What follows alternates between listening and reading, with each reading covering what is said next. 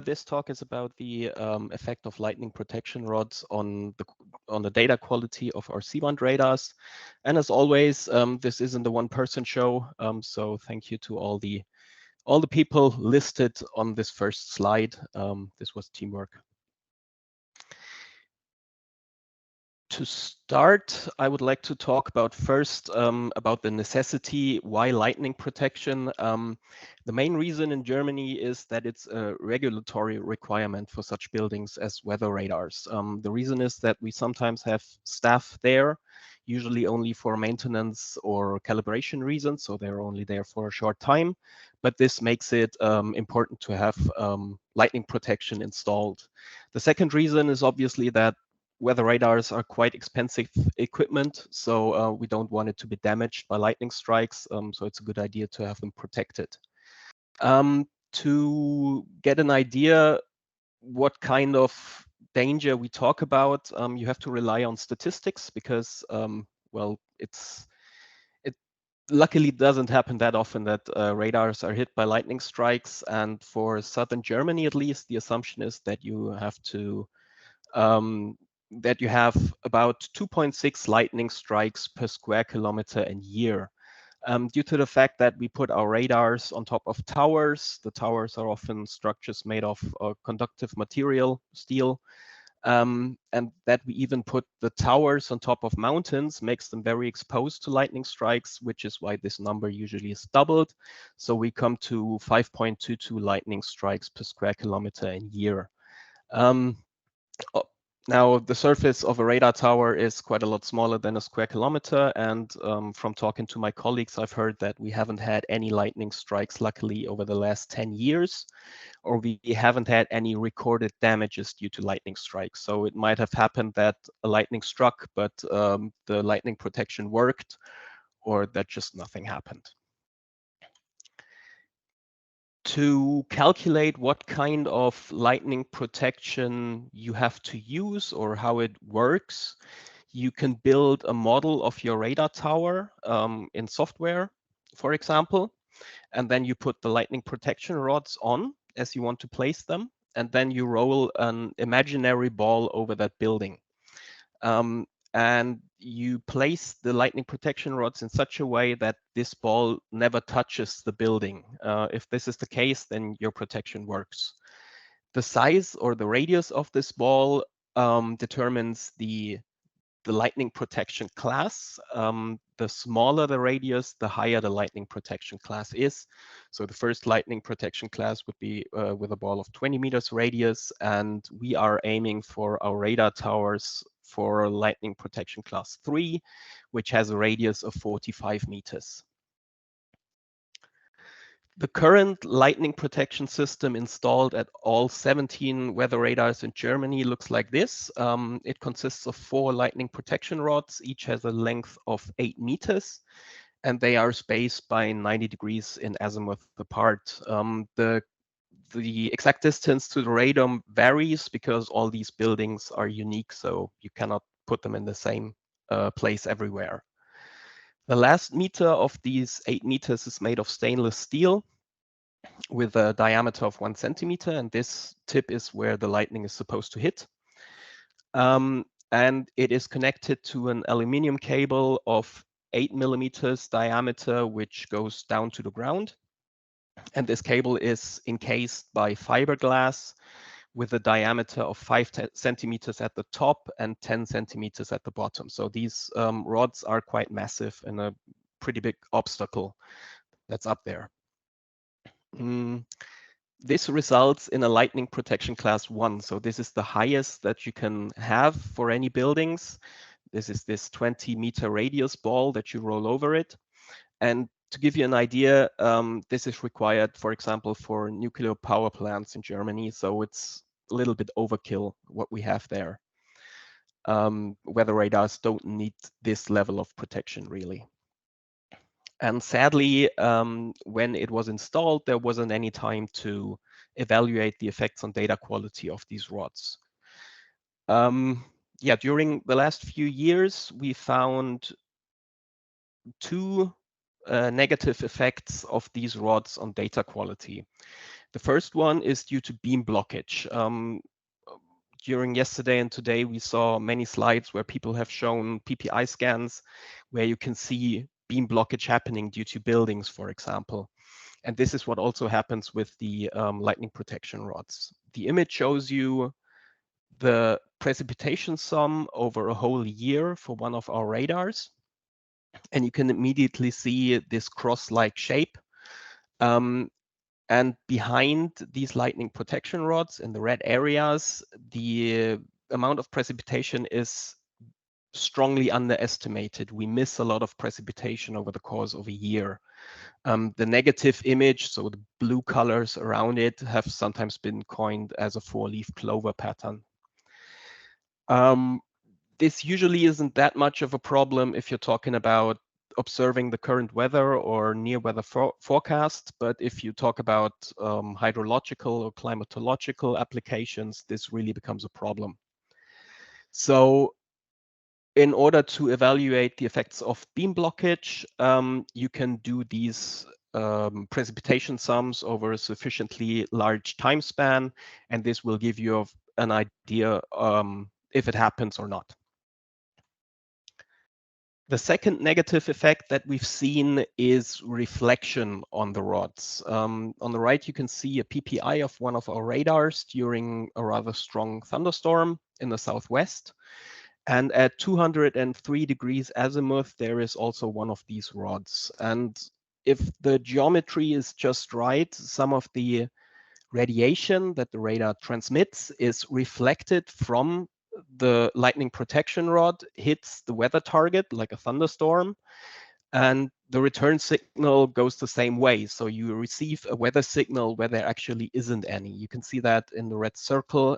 It looks like a smeared out effect radially from this weather signal.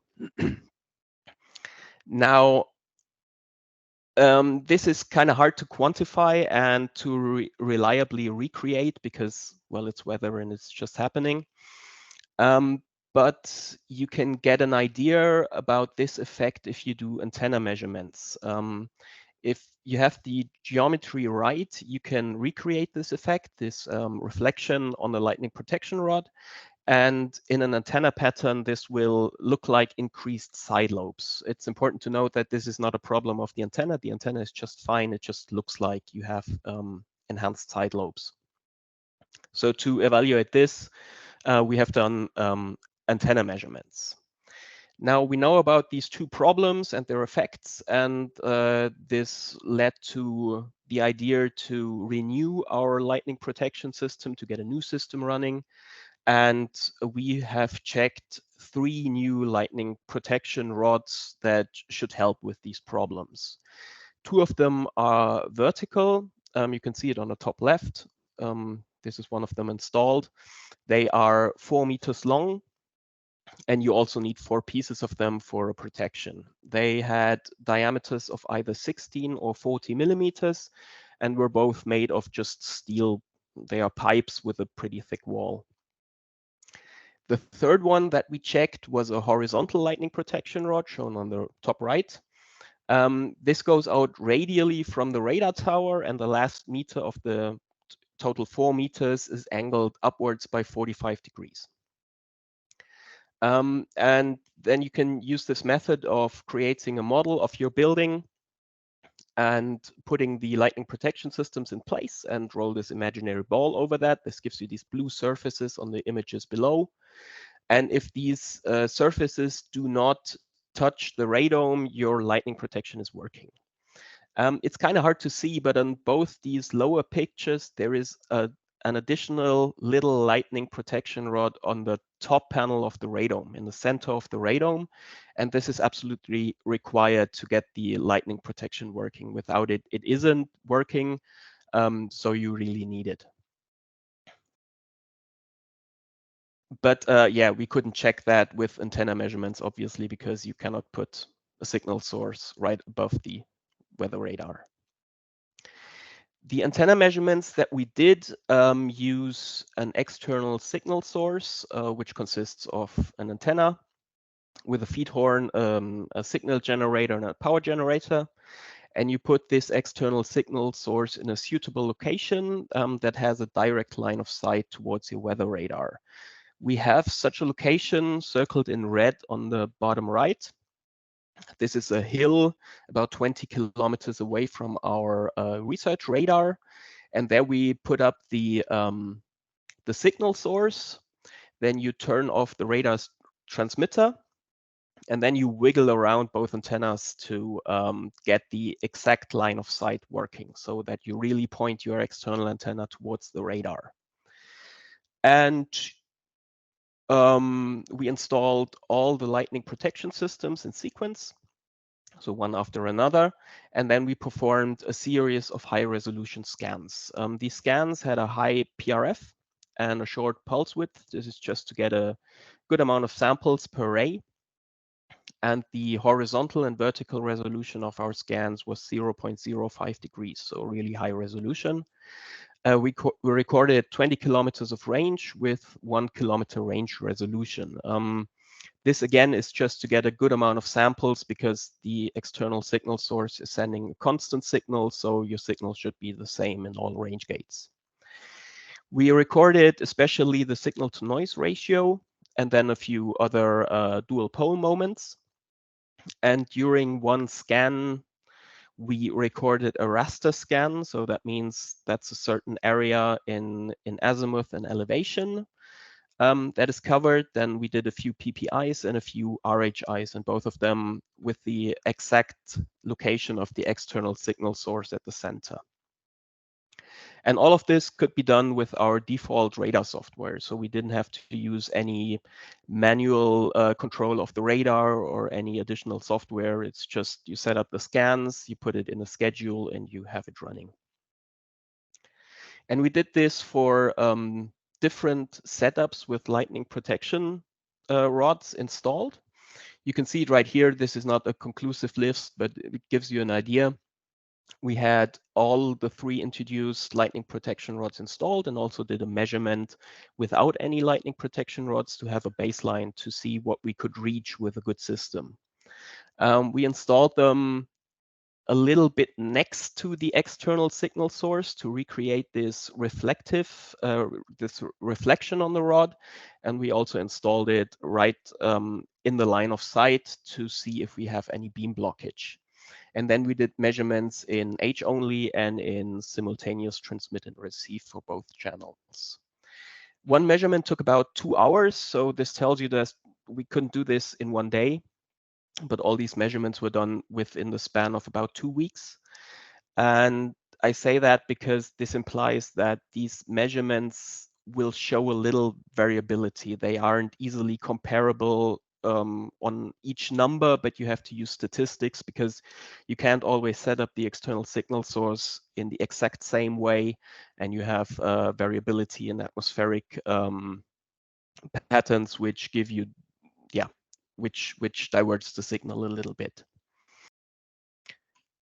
Now the results of these antenna measurements, what I'm showing is the signal to noise ratio from the horizontal channel measured with 5 PPI scans and averaged over these scans and the range. It's normalized around the position of the signal source, which is now at 0 degrees azimuth. And we subtracted the maximum power level found in signal to noise ratio, which gives you the maximum at 0, just to make them comparable. They vary by a little bit if you do them sequentially. The gray lines on top show you where the lightning protection rods were installed relative to the external signal source. And I would like to point your focus first on the black line and the blue line. The black line is somewhere in this many lines. This is our baseline, the measurement without any lightning protection rods installed. And the blue line is a measurement that was done a few years ago with the old lightning protection system installed.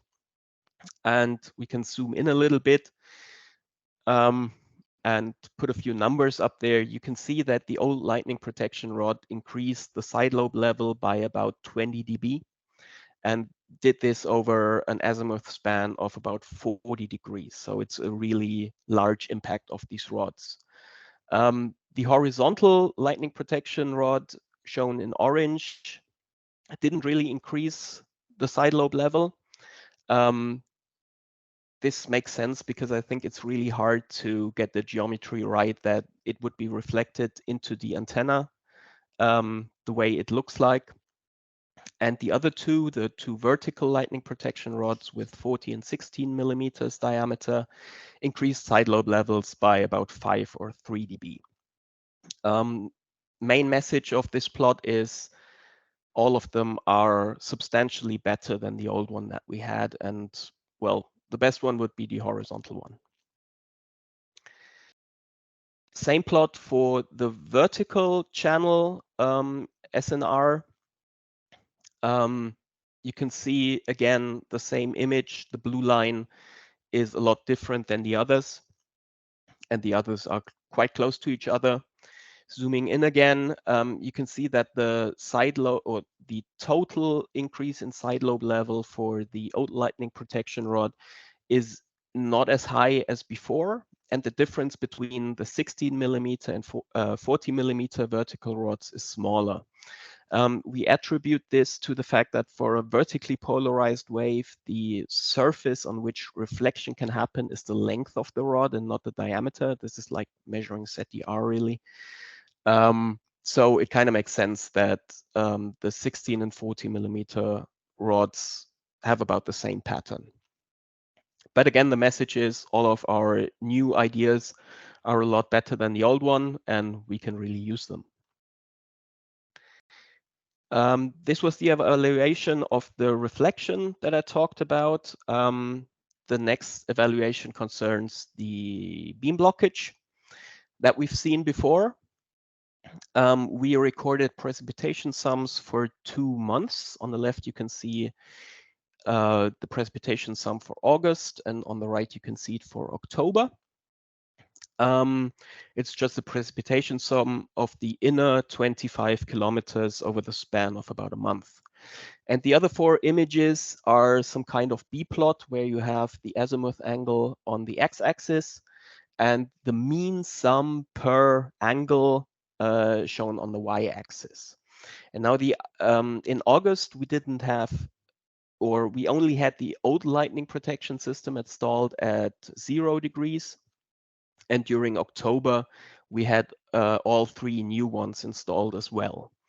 And the idea is now to check these B-plots if we see any drop in the precipitation sum during October, which we didn't see in August. And if this was the case, then we would know that beam blockage was happening on these rods.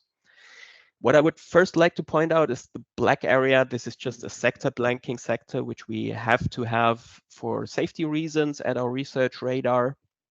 And then at about 125 degrees, you can see a blue spoke in both images. This is due to beam blockage on an old radar tower. It's about 50 meters away from our radar.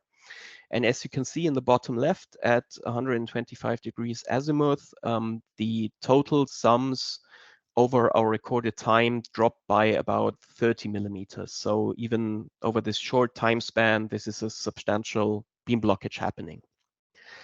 Then at 0 degrees, related to the plot in the center top, this is the location of our old lightning protection system. You can also see, it's not that visible, I think, that there is blue areas like a slice of pizza, where precipitation sums are substantially lower than in the surroundings. And well, the beam blockage caused the rain sums to decrease by 15 to 25% over a month. And this is what we saw in the 4-leaf clover pattern in the beginning. This is happening at all of our radars. Now going to the other 2 plots, center bottom and bottom right. This is where the other 3 lightning protection rods were installed. And again, we are looking for dips in the blue line where there aren't any in the orange line. And while it's wiggling around a little bit, there aren't any drops. So we can say that over the span of a month, we haven't had any effects of beam blockage due to these new lightning protection systems installed. I wouldn't rule out that it might happen over the span of a year. Maybe you can see something there, but again, it's a lot better than before. This leads me to the conclusions. From a scientist's point of view, I would recommend you use these horizontal rods because they have the least effect on data quality that we've seen. But you have other concerns with the weather radar, and one of them is shown on the right. Some of these locations are prone to a lot of ice building up on the infrastructure. And you can imagine if it happens on these horizontal rods, it poses quite a hazard for any people around if you don't have a large safety perimeter in place. And this is the case for many of our radars, so we can't really use it. The actual implementation that we will test on our research radar again will use the 40 millimeter rods. The reason why we can't use the 16 millimeters is the same reason as before. With that much ice building up, a light gust of wind is probably enough to break them. Then again, you have a safety issue and your lightning protection is destroyed, so it doesn't make sense to use them. From what we've seen, I can't prove that, but we think that it's a good idea to keep the diameter of your lightning protection below your radar's wavelength, which makes it quite easy for C and S band, but a lot harder for X band, I guess. And just as a reminder, all these lightning protection systems only work with this additional little lightning protection rod in the top radome panel. Otherwise, you don't have any protection. Yeah, and if you have any questions, you can always email me, or you wait a while. We will write a paper about that with more details, especially about the antenna measurements. And then I have to ask you, if you have questions now, please really speak into the microphone. It's kind of hard to hear otherwise. Thank you.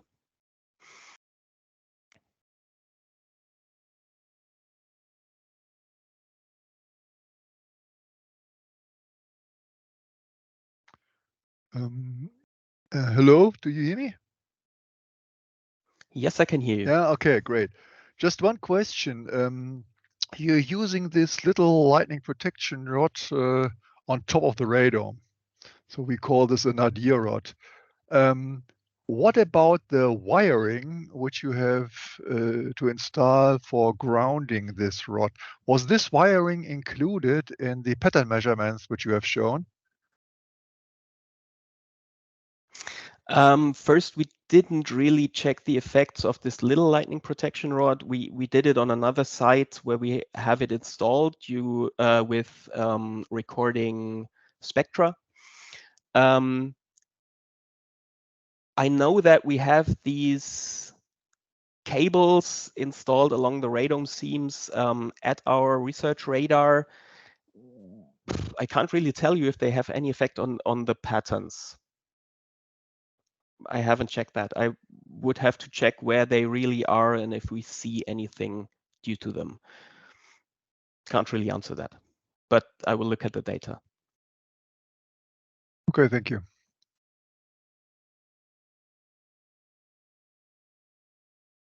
Thank you very much. Interesting. Marco Cabella, meteorologist. I have a question regarding the external transmitter antenna. What was the gain in the feed? Was a dual pole, so correlated horn or something like this?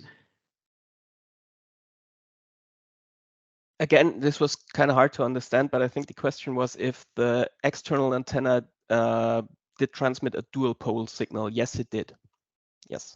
You can rotate the feed horn in order to either have only vertical channel, horizontal channel, or both channels. In the antenna gain, this antenna gain was of the order of? I don't know, really. I don't know the antenna gain of this little antenna. Yeah, there is a few of my colleagues. I saw it was relatively small, but it's hard. Yes, definitely. Yeah, there can't be too much gain. There's a few of my colleagues in the audience in Exeter. Maybe you can ask them. Maybe they have an idea.